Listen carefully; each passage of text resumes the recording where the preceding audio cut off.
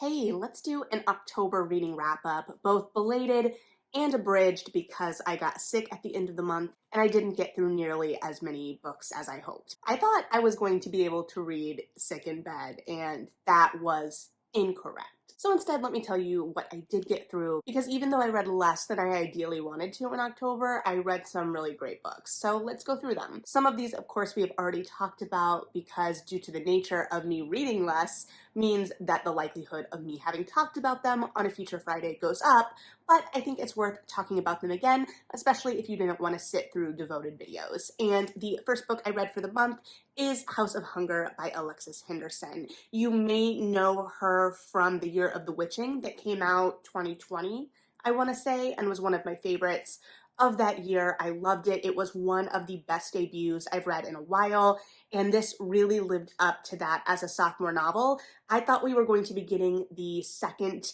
in the Year of the Witching universe before we got anything else. So when I first saw this, I was a little bummed because I was anticipating that follow-up so much, even as that book is a fully contained story. So I wasn't sure, but then I was reading that one, this was about vampires, and two, I was seeing, I believe from Alexis Henderson herself on Instagram, that this was being compared to Carmilla, which is very famously one of the first vampire stories and is sapphic. I read it when I was in college, so I definitely need to go back and reread. Of course, a lot of it is subtext and innuendo, but this was a lot more overt, and this is definitely, I would say, Carmilla meets like Countess Bathory. And it is dark and sexy and charged and propulsive, and the atmosphere is just perfect. It is dangerous and gothic and excessive. This is just brilliant.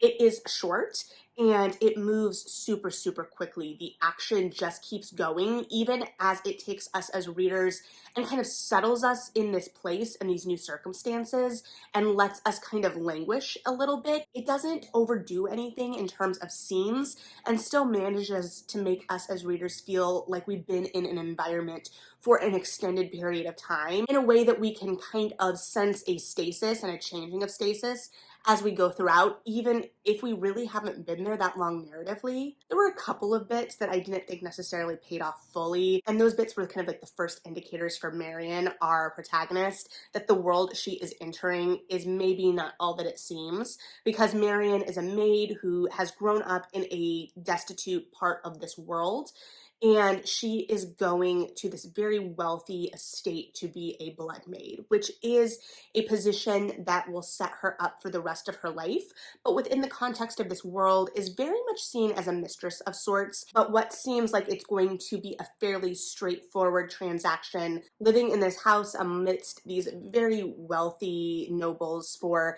however many years of her contract and giving her blood in exchange for that freedom in the future, it quickly becomes evident that that time may be working against her and that there is something more dangerous going on, at the same time that there is something more emotionally dangerous going on as she gets more caught up with the Countess of this household, and also kind of the rankings of the blood maids and the dangers of her coming in and potentially being a new favorite and all of the kind of machinations there. So small nitpicks aside, this was just phenomenal in my book. If you love gothic feeling books, this is definitely going to be up your alley, and I love the atmosphere that was created here. It really kind of lived in that excess and that headiness of that loss of inhibition, and it just kind of felt like a fever dream for much of the book. So highly recommend if you have thought about picking this up, and if you haven't thought about picking this up, maybe now it's on your radar. So definitely loved this one. And then I read The Night Ship by Jess Kidd, one of my most anticipated books that I had to find out about myself. I don't remember how I realized this one was being published this year, and that makes it sound like there wasn't publicity behind it, which is incorrect, because if nothing else, it was a Barnes & Noble book club pick, and I'm still a little salty because I would have loved those sprayed edges, but I picked up for my indie, so no regrets. Jess Kidd, of course, or not, wrote Things in Jars and Himself, as well as Mrs. Flood's Last Stand, which I have not read. I believe Things in Jars came out in 2020 as well, and again was one of my favorites of the year. This was much different than those two books and those two books are much different from each other. So she is very good at kind of writing differently, but also feeling in the same kind of emotional landscape. She writes ghosts so well, and if you've been with me for a second, you know that was kind of what I was obsessed with. The idea of going into this is if there would be ghosts and how those ghosts would be executed. So this follows two timelines. It follows Macon, a young girl sailing on the Batavia in the early 17th century, and it follows Gil in 1989 as he goes to this remote island after the death of his mother and learns about the sinking of the Batavia, as his life has also been kind of shipwrecked in a way. So it follows these two young people as they are very much adrift and alone and trying to navigate this world and this world of kind of adult politics amidst very personal journeys. And it really takes a look at that loneliness and kind of blends the seams of time. And it has a lot of conceptual bleeding, but the narratives are very much separate. There are moments where they kind of overlap or come together or are referential of each other that make those moments all the more powerful, as I'm sure intended. But there is a very intentional separation of these stories as well. These characters are very much alone, and that loneliness is a part of things. And that is further really emphasized by the history that we know is at play here. So based on the fact that there was a shipwreck, and a very historically famous shipwreck, at the center of this book, I really thought that there would be ghosts here. And there wasn't. These characters were largely muddling through on their own. And while I was kind of like, well, poo about it, because I really, as I said, like the way Kid writes ghosts, I also really appreciate her ability to kind of reinvent with every book. This has less whimsy than some of her other books, even if those are also dealing with darker, harder concepts, again, of the ones I've read, but it is still very emotionally resonant and feels part of her narrative world. I don't know that it's my favorite of hers because of that, but it is undeniably powerful and undeniably well crafted and is getting graded on a very harsh curve there. So this was definitely engaging and intriguing, but it was much slower. Its central question was a lot more philosophical than propulsive in some ways compared to her other work. Even if those books felt a little slower, there was a question or a thing that was being sought at its center. And here, that was a lot more thematic and philosophical, as I said. And so it came about, and we had our characters searching after things to make that more active. But Macon searching the ship for a monster didn't feel necessarily like the same kind of driver as in Things in Jars and himself, but it definitely was still driving things forward as we kind of edged toward the inevitable, and then looking at what that moment brought us to. So definitely recommend, but if you have read her other work, I would say that this is a lot quieter, a lot more languid, and rooted in a lot more grief in a different way than the others, but still very compelling and masterful in the storytelling for sure. And then for book club, I actually listened to, but I grabbed the hard copy from the library. It's fine. It's increasing circulation numbers. Smoke Gets in Your Eyes by Caitlin Daughtry. This is a kind of personal essay collection and memoir about a woman who works in a crematorium. I know that she is the creator of the Ask a Mortician web series because a couple of my book club members are clued into that, but I've never listened to it. I'm most familiar with this book from its heyday on the nonfiction tables at Barnes & Noble when I was a bookseller. So this has been a huge nonfiction title for many years. I don't know where it's still kind of ranking in terms of placement, but it is one of those really specific nonfiction that I really love to read, and my book club really loves to read, that offers a lot of opportunity for discussion. This is a great book club book because it really made me personally and the group, based on our discussion, think about our relationship with death. And I really appreciated the way it kind of went into the history of cremation and kind of culturally where that's placed us in our relation with death and how we think about death, how we are unwilling to think about death, because those are things that I feel like even if we kind of know about, it is compelling to hear it articulated this way and laid out in this way. And then this exploration of death and this kind of morbid humor, this ability to compartmentalize, the living from just the body without it feeling completely disrespectful. Amidst that, it's also balanced by the personal essays and really feeling where Daughtry was in her own life as she's kind of walking us through this journey. So if you like personal essays, non-traditional memoirs, by which I mean from people that you might not know as like a celebrity per se, or if you like really niche nonfiction, I definitely think this is worth a read and super compelling. Again, I listened to this on audio, which really worked for me, and it doesn't look super long if you want to read it either. But again, I did think that this was an excellent book club selection, and there was a lot to really dig into, both in terms of how we think about death, the kind of industry of death, that personal relationship with thinking about death that was really emphasized in the memoir, kind of personal essay part of everything here, as well as the larger cultural conversations about how our outlook on death has progressed and how our traditions have adjusted and whatnot. So definitely interesting, and I see why it dominated those tables for so long, and I'm mostly surprised that it took me this long to read it. And then I read The Kiss Curse by Erin Sterling, romance pen name of Rachel Hawkins, which I feel like is important mostly because if you are familiar with her young adult writing and her young adult supernatural series, these are right up your alley and are kind of the grown-up version of that, in that they are quirky and kind of irreverent, even amidst a real and present danger,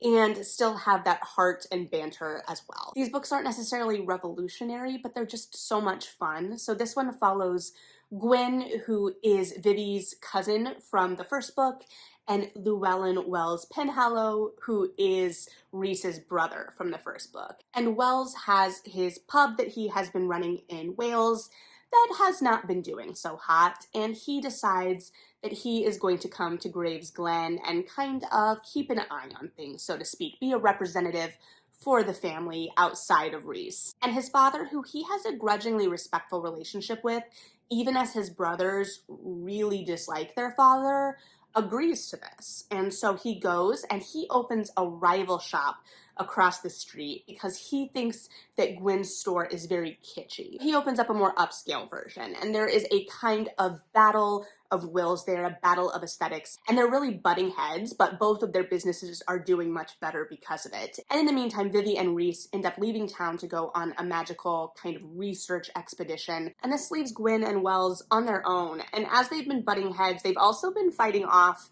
this attraction that has been steadily building. And amidst this, as they're kind of left to their own devices, a witch that Gwen went to college with, because remember, there's a magical college in town, comes back to town unexpectedly, and things just start getting kind of weird, and they're not really sure what's going on. And Gwen's magic starts to go on the fritz a little bit. So they kind of are investigating this new coven that has come into town, and Gwen has kind of enlisted some young apprentice witches from the college, or more accurately maybe, they've imprinted on her and are just in awe of her, and she's teaching them some things. So yeah, like I said, this was just fun. I really like the way that Sterling writes banter, and I really liked her young adult books as I was reading them as they came out, and I think that this series is kind of the perfect grown-up version of that, like I said. It's fast-paced in the same kind of way, the pacing feels very similar, but the tone is very grown-up. It's taken all of that and kind of just aged it up a little bit, but it feels like everything works together very well, and it's just a quick, fun read. And like I said before, if you liked some of those like quirkier supernatural series from the mid-2000s, say like Undead and Unwed, this would be right up your alley. I think that these are a lot of fun, and I'm definitely going to be continuing with this series, and I'm also very intrigued to see if she continues to write more romances of different kinds as well. If we stay in this kind of supernatural world, which I would love, if we branch out, I'm intrigued by it all. So we'll see, but I'm here for the ride, and I'm definitely anticipating the third Brothers book. I think it is going to be a lot of fun. And then I read Jackal by Aaron E. Adams, which I've also talked about on a Feature Friday. I don't know, I haven't tracked how many debuts I've been reading this year. It feels like probably a lot less than normal because I've been reading a lot less than normal, unfortunately, but I definitely think that this is one of the best debuts I've read this year. I really thought that this book was smart. It lives between genres, which I seem to be really drawn to, especially at this time of year, and it's kind of a mix of horror and thriller, and I think that it balances those super well. The supernatural horrors here are used to kind of elevate and emphasize the real life horrors, and they just kind of emphasize the worst parts of characters and the society that is shaping them. And it follows our protagonist as she goes home for her best friend's wedding. At her best friend's wedding, her best friend's young daughter goes missing, and this kind of echoes a tragedy that happened when our protagonist was in high school. a party in the woods got busted, and a young woman, Keisha, didn't make it out of the woods. And as she is searching for her goddaughter and trying to find answers to this disappearance, Liz unearths the fact that hasn't necessarily been hidden, but also isn't getting attention, that young Black girls and young Black women are disappearing once every summer, and what is going on. And she stumbles in to this kind of support group of survivors, and she's racing against the clock that is both the kind of window of disappearance for this young girl and also these timelines that she's putting together for these tragedies in the past. And amidst all of this, we have a protagonist whose judgment and perception we can't really trust. And throughout the narrative, we are also getting this alternate point of view that is telling us the story of all of these young girls and women who have disappeared, giving them back their story in a way, but also is being told from a point of view that we can't really trust either. And those young women do get to reclaim their stories, and I think that is super, super important. But this really taps into a lot of the unspoken, latent things in small towns, especially related to race and racism, and it gives them a kind of supernatural physical manifestation without it being that cut and dry and explicit. I think it's extra propulsive for what it's digging into. We really aren't sure who we can trust, if anyone, including our protagonist here. And like I said, the supernatural bits just kind of underline the real bits and the real horrors. There's a real bleeding between the two there. And this idea that all someone needs is kind of permission and the promise of power to work on kind of the worst instincts of humanity. So I think that this was a really excellently crafted blending of thriller and horror, and I think that the storytelling in here, the way the story was told, was super compelling. I loved that switching of points of view. I loved that peak. We knew that there was something extra, something weird going on, but it was kind of putting everything together and seeing where everything fell. And on top of all of that, the cover is just phenomenal. So definitely worth a read in my book. I really enjoyed this, and I'm definitely going to be keeping my eye on this author. And then I read The Very Secret Society of Irregular Witches by Sangu Bandana. This was a hot cup of tea and a warm hug right when I needed it. I had received some bad family news. I was getting sick. This hit at the perfect time and has been getting a lot of buzz for very good reason. This follows Mika Moon, who is a witch and has lived her 30 years very isolated because there is an understanding that it is dangerous for witches to gather or be around each other for any extended period of time. So she sees her fellow witches for their regular meetings, but not outside of that, and she moves around a lot and doesn't stay in any one place for long because she doesn't have any real roots anywhere. Amidst this, to her former guardian's chagrin, she has started this internet persona as a witch. And she's like, no one's gonna catch on. They're not gonna think I'm a witch. It's too obvious, it's too on the nose. Until someone sees through it, because they are very much looking for a witch to train the 3 young witches they have in their household. And this puts her in contact with Nowhere House, where the groundskeeper, his retired actor husband, the housekeeper, and begrudgingly the grumpy librarian Jamie are looking for a witch to help train these young girls because the archaeologist who took these young girls under her wing is out of the country, and her solicitor is going to be coming to visit to pick up some very important documents. But her solicitor doesn't like the staff at the house and doesn't know about these young girls' magic, and this magic is very much untrained. So they need Mika to kind of help train these young girls in controlling their magic. And while she initially butts heads with the librarian Jamie and one of her pupils who definitely does not want her there and initially dresses for her funeral, they come to an understanding over time. She becomes a part of this household and she finds a community for the first time ever and really sees herself as part of a group and potentially setting roots until that is threatened. And Mika really has to grapple with what she wants from life and what it means to form that community, what trust is required, what forgiveness is required, and how to move forward. And so this is a really charming and cozy fantasy, really grounded by that idea of found family, but also because of that, there is a deep underlying well of grief and loneliness at its heart, and the way it navigates all of that is just superb. It really acknowledges all of those feelings, gives those feelings gravitas, and looks at the future and what that means for the future. But it also looks at how that history could shape someone's future and what obstacles there may be especially emotional obstacles in terms of really achieving the future that you want and how to fight for that. But of course, amidst all of that is really charming magic, clever banter, and heartwarming fun. So if you need a hug, I would 100% recommend this book. And honestly, even if you don't need a hug, this is worth a read. And then for another book that I listened to on audio but picked up the physical copy at the library, Dark Archives, A Librarian's Investigation into the Science and History of Books Bound in Human Skin by Megan Rosenblum. So this is exactly what it says on the cover. It is an exploration of the history of books bound in human skin, which is actually a lot more modern than I thought it would be, which sounds odd, but I thought for sure it would be really traced back to a much more medieval kind of place, and that's not where this narrative lives, really. This narrative really traces the history back more to the advent of modern anatomy and modern surgery, which also makes sense because the author is a research librarian in a medical library. So it kind of traces the history of these books, the mythos around these books, the kind of reality of how many of these books that are rumored to be bound in human skin actually are as we get more advanced kind of testing capabilities, the ethics of having a book bound in human skin, the collectors of books bound in human skin. It kind of runs the whole gamut. It is, again, a very focused look at a niche bit of history, which is kind of in my wheelhouse in terms of nonfiction, and this was definitely perfect, I thought, for October.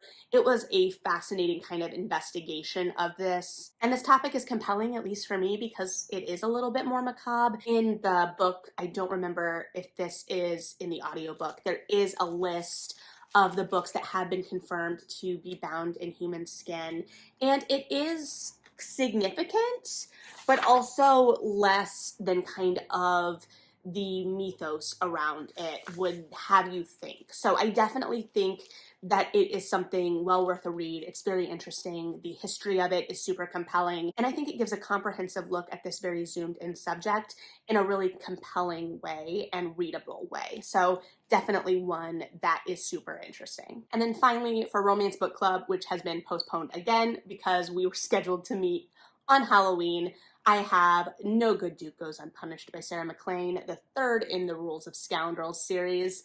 I remember this being my favorite in the series. I don't know, that might be where I fall by the end of all of this. We'll see. I was very pleased because if you've read this series, you know that there is a twist at the very, very end of this book. And one, it was great being able to read that with the twist in mind because it was set up especially in this book. We see it in book 2 as well. Once you kind of know, you know, but very much in this book. And of course, the reveal is at the end of the book. But when I was talking to Sarah MacLean at Printers Row Lit Fest, I mentioned that our book club is reading this series. And I was like, I'm really excited for us to get to the twist because I'm excited to see how the others in the book club react to it. And she was like, well, surely they know about it. It's been out for a decade. And I was like, they don't. And I texted my friend who I knew was also reading in time for our meeting that did not happen. And I was like, did you get to the end? Did you see the twist? What did you think of the twist? And she was like, oh my God. And I was like, mm-hmm.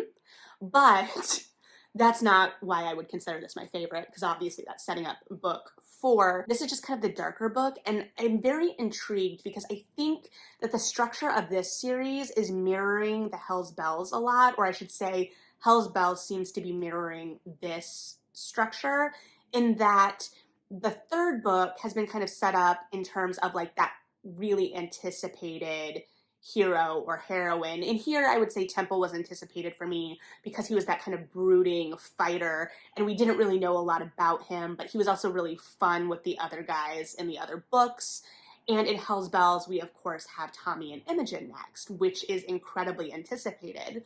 But we have this 4th book looming with here this secret surprise, and the 4th book in Hell's Bells is going to have a secret surprise of some kind.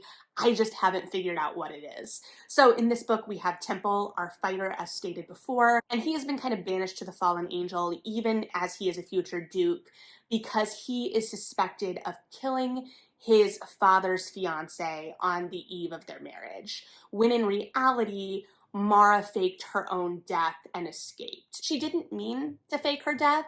She just didn't know how much blood was involved in deflowering, and she left a whole lot of pig's blood on the sheets, and people came to their own conclusions. But she has been hiding out and leading a young orphanage. And what brings her back into Temple's line of sight is that her brother has gambled away everything, his entire inheritance, which we see Temple kind of acknowledging at the Fallen Angel, because Chase is like, are we going to deal with this? Are you going to fight him? He wants to fight you, because like that's kind of the deal.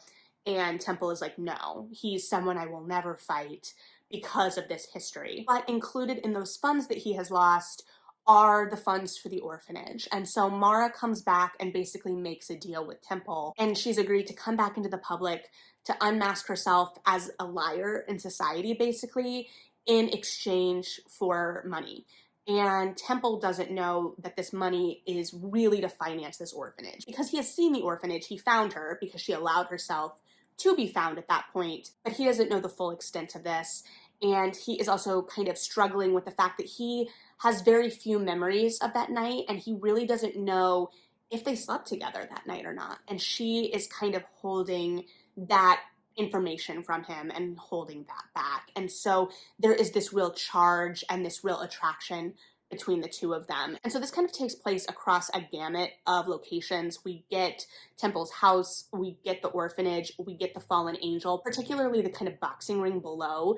And the pictures and visuals of that are just so good. As much as I love the references to that stained glass Fallen Angel mural on the kind of gameplay floor, I don't know gambling. The idea of below, where you kind of have the boxing ring and all of the gentlemen making their bets, but then there's a hidden viewing area for the ladies, and there are just some excellent visuals that come out of that here. We also have some sickbed stuff. We have Mara kind of fighting against the other owners of the Fallen Angel. It is just charged and sexy and fun. And if you are a fan of non-traditional pets, especially in historical romances, we have a delightful pig in this one. So this was delightful. I love this series. I'm excited to finish it up again. And I'm very excited to see how Hell's Bells is going to continue to parallel this in some ways in terms of the overarching structure of the series. I'm not saying it's beat for beat kind of rehashing by any means, but I'm fascinated by those parallels. So always a fan, holds up, and there are still people a decade later that don't know the twist, which I think is a delight. So that was October. As I said, admittedly less than I hoped,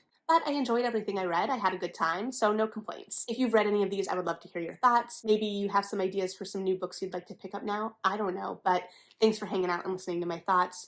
Read something good, like and subscribe if you feel like it, and yeah,